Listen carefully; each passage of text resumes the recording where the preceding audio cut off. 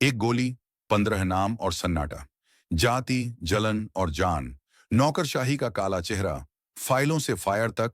अफसरशाही के भीतर सड़ता भेदभाव। जातिगत अपमान, साइड पोस्टिंग और मानसिक उत्पीड़न। एक अफसर की चुप्पी जो अब चीख बन गई। हरियाणा के सीनियर आईपीएस अफसर वाई पूरन कुमार की आत्महत्या ने प्रशासनिक जगत को झकझोर दिया है। उनके सुसाइड नोट में 15 आईएएस आईपीएस अफसरों के नाम दर्ज हैं, जिन पर जातिगत अपमान और मानसिक उत्पीड़न के आरोप हैं। चंडीगढ़ पुलिस ने डीजीपी शत्रुजीत कपूर और रोहतक एसपी नरेंद्र बिजारनिया समेत 14 अधिकारियों पर एफआईआर नंबर 156 दर्ज की है। यह हरियाणा के इतिहास में पहला मौका है जब इतने सीनियर अफसरों पर एक साथ SC/ST एक्ट और भारत न्याय संहिता की धाराओं के तहत मुकदमा चला है। यह मामला नौकरशाही के भीतर छिपे जातिगत भेदभाव पर गहरी चोट है। हरियाणा की प्रशासनिक मशीनरी में 7 अक्टूबर की सुबह एक ऐसी गूंज उठी जिसने नौकरशाही के चेहरे से शालीनता का मुखौटा उतार फेंका।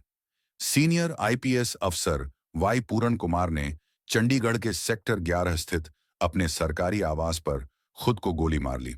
पर यह आत्महत्या नहीं, व्यवस्था के भीतर पल रहे जातिगत भेदभाव, सत्ता संघर्ष और संस्थागत उत्पीड़न का परिणाम थी।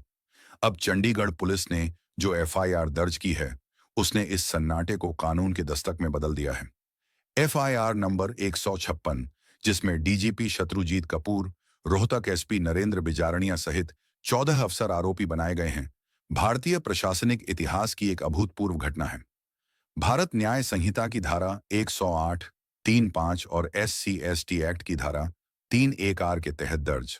यह मामला इस सच्चाई की गवाही देता है कि नौकरशाही की ऊंची दीवारों के भीतर भी जाति आज भी उतनी ही जीवित है जितनी गांवों की गलियों में। पूरन कुमार के सुसाइड नोट में 15 आईएएस आईपीएस अफसरों के नाम दर्ज हैं। हर नाम एक आरोप है और हर आरोप यह सवाल है कि क्या एक संवैधानिक पद पर बैठा अधिकारी भी इस देश में अपनी जाति की जंजीरों से मुक्त नहीं हो सकता। उन्होंने लिखा कि उन्हें लगातार साइड पोस्टिंग दी जाती रही, उनकी योग्यता को दबाया गया और उन्हें जातिगत तंज और धमकियों से मानसिक रूप से तोड़ा गया। पूरन कुमार का कैरियर रिकॉर्ड इस बात की पुष्टि करता है। मेहनत और ईमानदारी से उन्होंने पुलिस सेवा में पहचान बनाई, पर उन्हें बार बार कम प्रभावी पदों पर भेजा गया। कभी आईजी होमगार्ड, कभी आईजी टेलीकम्युनिकेशन। जब अप्रैल 2025 में उन्हें रोहतक रेंज का आईजी बनाया गया, तब उन्होंने यह सोचा होगा कि अब मेहनत का फल मिला है। लेकिन मात्र 5 महीने बाद ही उन्हें सुनारिया पुलिस ट्रेनिंग कॉलेज भेज दिया गया और वहीं से उनकी मानसिक गिरावट की शुरुआत हुई। यह कहानी सिर्फ एक अफसर की नहीं है, बल्कि पूरे सिस्टम की वह बीमार रग है जो योग्यता के सामने पहचान को रखती है। हमारे समाज में आरक्षण भले अवसर देता हो, लेकिन व्यवस्था अक्सर उसे स्वीकार नहीं करती।